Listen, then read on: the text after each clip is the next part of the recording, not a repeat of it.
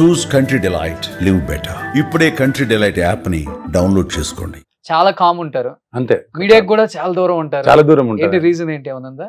ఎందుకు ఇంట్రెస్ట్ అంటే ఇప్పుడు ఏదో అడుగుతారు, ఏదో మళ్ళీ చెప్పాలి, మళ్ళీ ఏదో బదులాము. ఇప్పుడు చాలా మంది ఇప్పుడు ఒక 2-3 పేర్లు చెప్పను. ఒక డైరెక్టర్ మా అల్లుడికి కలిసి, అరే వాడు కలుస్తలేడురా, వాడు కలిస్తే మంచి వేషం ఇస్తా అరే అని చెప్పి ఎక్కడో కలిశాడు మా అల్లుడికి, మా సొంత అల్లుడికి. నేను ఆఫీస్కి వెళ్ళా, ఆఫీస్ నుండి లేడని చెప్పాడు. నాకు కనబడుతున్నాడు, లేడని చెప్పి నేను సొంత అల్లుడు అంటే ఇండస్ట్రీ అతనా? కాదు, మా అక్క కొడుకు క్రికెట్ చూడడానికి వెళ్ళాడు. అక్కడ పక్కన ఇద్దరు కూర్చున్న డైరెక్టర్ ఆయన. నమస్తే సార్, నేను టార్జన్ వల్ల. టార్జన్, అరే ఏంటి రావడం లేదు, పెద్ద డైరెక్టర్ అతను. నేను యాక్చువల్గా వెళ్ళాను, నాకు కొంచెం ముమ్మాటం ఎక్కువ. వెళ్తే అతను లేడని చెప్పు, ఇలా ఉంటది డైరెక్ట్ గా. అసిస్టెంట్ పంపించి నేను వచ్చాను చెప్పి, లేడని చెప్పా, రైటర్స్ ఉన్నా అని చెప్పాడు. ఓకే. ఇంకొక డైరెక్టర్, పెద్ద డైరెక్టర్, అతను ఎంత బాగా రిసీవ్ చేసుకున్నాడు. నేను ఇంచుమించు ఒక 30 days ఆయనతో సినిమా చేశాను. తను తమ్ముడు అని పట్టుకుని అట్లాంటిది. వెళ్తే 20 days నమస్తే పెట్టా లొకేషన్కి వెళ్ళి, చూడడం లేదు. అంటే ఇలా అయిపోయింది జనాలు. అట్లా ఎలా పోబుద్ది అవుతుంది? లొకేషన్కి వెళ్ళి నమస్తే పెట్టి ఇచ్చేస్తే అసలు అంటే కళ్ళు ఇక్కడి నుంచి ఇక్కడికి వచ్చాయి.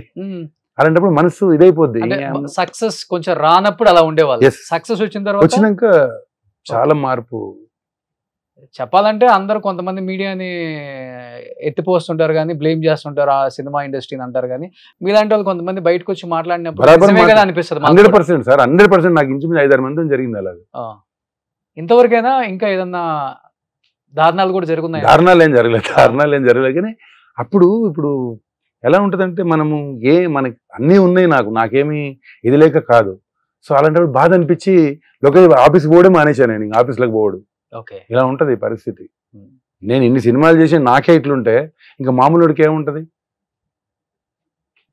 వాల్యూ ఉండదు. అదే ఇలాంటి వాళ్ళు కొంతమంది ఇలా ఓపెన్ అయ్యి చెప్తూ ఉంటే కొత్తగా ఇండస్ట్రీకి వచ్చే వాళ్ళు కూడా మనకెందుకు రా బాబు అని వెనక కొంచెం తగ్గేస్తారు. ఇంకా సినిమా పిచ్చి అనేది కాబట్టి ఇప్పుడు నేను ఇంకా 20 ఏళ్ళైనా ఒక పిచ్చి ఉంటుంది. అరే ఇంకా వేషం ఇది అవుతుందేమో, ఇంకా ఎవడైనా పిలుస్తాడేమో. ఒకసారి అదే ఇందులోకి వచ్చిన తర్వాత రిటర్న్ పోలేం కదా. అవును. సో నాకు గాడ్ గిఫ్ట్ ఏమంటే బిజినెస్ ఉంది కాబట్టి నేను పెద్ద పట్టించుకోను. లేకపోతే చాలా కష్టం. చాలా మందికి పాపం ఇప్పుడు చూసారు కదా మీరు, వెంకట్ సినిమా మీద నేను ఎంతో మందికి చెప్తా, మీరు సినిమా చేస్తూ ఏదైనా బిజినెస్ చేయండి, బిస్కెట్ అని నమ్మండి, కానీ మీరు మాత్రం సినిమా మీద నమ్ముకోవద్దని చెప్తాను నేను చాలా మందికి. ఇంత పెద్ద స్టేట్మెంట్ ఇచ్చేసారు. 100% అండి. ఎందుకంటే పాపం సినిమా నమ్ముకుంటే కంటిన్యూ సినిమాలు వస్తాయని గ్యారెంటీ లేదు. అంటే ఇంత ముందులా ప్రేమలు లేవు, అనురాగం ఆప్యాయత లేదు ఇప్పుడు. ఓకే. మీరు కూడా చెప్పాలంటే దీని మీద బాగా ఎక్కువ ఆలోచించేశారు. అంతే. అవును. మేము ఎంతమంది సినిమా ఆఫర్స్ లేక ఇబ్బంది పడే వాళ్ళకి మేము ఎంత హెల్ప్ చేసాం. నేను వచ్చింది అందుకు మీకోసం. మీ ఇంటర్వ్యూ అంటేనే నాకు చాలా ఇంట్రెస్ట్. మీరు ఎందుకంటే ఎంత మందికి హెల్ప్ చేశారు. నిజంగా మీ సమక్షంలో మీకు నమస్కారం చేస్తున్నాను. ఎందుకంటే చాలా మంది స్వార్థం కోసం వర్క్ చేస్తారు, కానీ మీరు నిస్వార్థంగా మీరే వెళ్ళి వాళ్ళ ఇంటర్వ్యూ తీసుకొని వాళ్ళకు డబ్బులు ఇప్పించడం అనేది గొప్ప విషయం. చాలా మంది యాంకర్స్ ఉన్నారు, కానీ మీరు మాత్రం నేను నిజంగా అందుకే దండం పెడుతున్నా. ఎందుకంటే వాళ్ళు ఒకప్పుడు ఒక వెలిగిన వాళ్ళు. అవును మీరు అన్నట్లుగానే వాళ్ళకి ఇంకొక ఇన్కమ్ సోర్స్ లేక అవును పాపం ఆఫర్స్ లేక అవును చివరి రోజుల్లో వాళ్ళ పరిస్థితి చూస్తూ ఉంటే మనకు కూడా బాధ అనిపిస్తుంది. చాలా బాధ అనిపిస్తుంది. నేను అందుకే అది చెప్తా, మీరు ఏదైనా ఒకటి చేయండి అయ్యా, సైడ్ లో ఏదైనా బిజినెస్ పెట్టుకోండి, ఏదైనా పర్లేదు. ఓకే.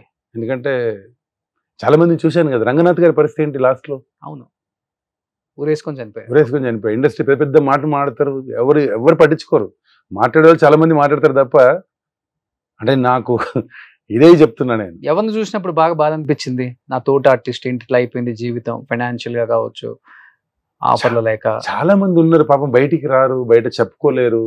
ఇప్పుడు మీలాంటి వాళ్ళకి ఫోన్ చేసి చెప్తే మీరు ఇది చేస్తారు. చాలా మంది రాలేరు కదా అంత దూరం. ఇప్పుడు మీ నంబర్ దొరకదు, మీకు తెలిస్తే పక్కా మీరు హెల్ప్ చేస్తారు. నాకు తెలిసి నేను పక్కా, నాకు ఇన్ఫర్మేషన్ ఉంది.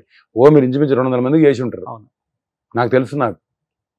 మీ ఇంటర్వ్యూ అంటే ఊరుకొచ్చాను నేను ఇప్పుడు. థ్యాంక్ యూ అన్న. నేను చాలా మంది అడుగుతుంటారు, నాకు పెద్ద ఇంట్రెస్ట్ లేదు, ఎందుకంటే నేను ఓపెన్ గా మాట్లాడితే ఏదో దొరికిపోతా. ఇప్పుడు దొరికిపోయినా ఏముంది, ఏముంది 62 సంవత్సరాలు జీవితం ఏమి లేదు, జీరో. చాలా మంది అనుకుంటారు నేను మొత్తం తీసుకుని వెళ్ళిపోతాను, ఏమి లేదు, జీరో. ఓకే. మనం ఎన్ని వేల కోట్లు సంపాదించినా ఓన్లీ మనమే వెళ్ళిపోతాం, అన్ని ఇక్కడే ఉంటాయి. ఫోటో ఉంటుంది అంతే.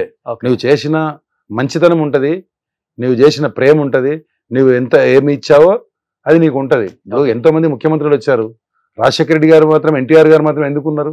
వాళ్ళు చేసిన పథకాలు, వాళ్ళు చేసిన మంచి పని. అవునా కదా? అవును. సో చాలా ఓపెన్ గా ఉన్నారు. నిస్వార్థంగా మాట్లాడదాం, స్వార్థంగా కాకుండా, అంతే కదా, సినిమా జీవితం కాకుండా నిజంగా రియల్ లైఫ్ లో తెలుసుకోవాల్సిన చాలా సంఘటనలు మీ ద్వారా తెలుసుకోవచ్చు అన్న. ఒక ప్లాట్ఫామ్ లో మాకు వచ్చే అవకాశం చాలా తక్కువ, ఆర్టిస్టులు ఓపెన్ అవ్వటం. అలాంటిది మీరు ఓపెన్ అయ్యి మీకు జరిగిన సిచ్యువేషన్స్ మీరు చెప్పారు. ఓపెన్ చెప్పడంలో ఏముంది? నేను ఇప్పుడు నేనేమి ఇది లేదు కదా, నన్ను ఉన్నది చెప్తున్నా. నేను ఏదో ప్రిపేర్ అయ్యి ఉన్నది లేనట్లు నాకు రాదు. ఓకే, నేను ఉన్నదే చెప్తా ఏదైనా. ఓకే. యూజువల్ గా ఈ హైట్ వెయిట్ ఉన్న వాళ్ళని ఆల్మోస్ట్ ఊరికే సెట్ లో కామెంట్ చేస్తూనే ఉంటారు హీరోస్, సరదాగా డైరెక్టర్స్. అలా మీతో బాగా ఫన్నీగా ఉండే డైరెక్టర్స్, హీరోస్ అంటే? ఇంతకు ముందు అందరూ కూర్చొని మాడి క్యారవాన్కి వచ్చినాక ఎవరి క్యారవాన్ల వాళ్ళు ఎవరి ఇదే అయిపోయింది. ఇంతకుముందులా లేదన్నా. ఇంతకు ముందు వేరు, ఇప్పుడు వేరు. ఇప్పుడు ఒక్క సినిమా హిట్ అయిందంటే ఆ పవర్ డిఫరెంట్గా ఉంటది. గుర్తుపట్టినట్టు యాక్ట్ చేస్తారు హీరోలు కూడా. గుర్తుపట్టి చెప్తున్నా, ఎస్ అలా కూడా జరిగింది నాకు. హీరో పేరు చెప్పను, గుర్తుపడినట్లు బాగా. అంటే వాళ్ళకి ఏంటంటే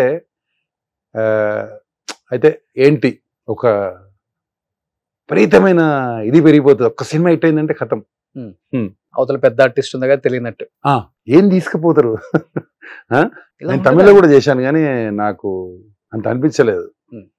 ఇక్కడ 2-3 జరిగింది నాకు. అంటే ఏదో తెలియనట్లు. ఇప్పుడు నేను 30 ఏళ్ళ నుంచి ఇండస్ట్రీలో ఉన్నా, వెళ్ళి నమస్తే పెడితే నమస్తేని కూడా ఆయాసం వాడికి.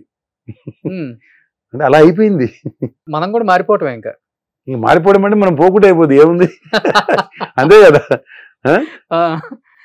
కాదు, మన క్యారెక్టర్ మనం చేసుకోవటం, మనం క్యారవాన్ ఎక్కటం. అంతే ఇప్పుడున్న టెక్నాలజీ, ఇప్పుడున్న ఇప్పుడు అంతే. ఇంతకు ముందులా అస్సలు లేదు. అంటే ఎవరు ఇట్లా ఓపెన్ గా చెప్పరు కదన్నా. సుమన్ టీవీలో మీ పర్సనల్ అండ్ బిజినెస్ ప్రమోషన్స్ కోసం కింది నెంబర్ కి కాంటాక్ట్ చేయండి.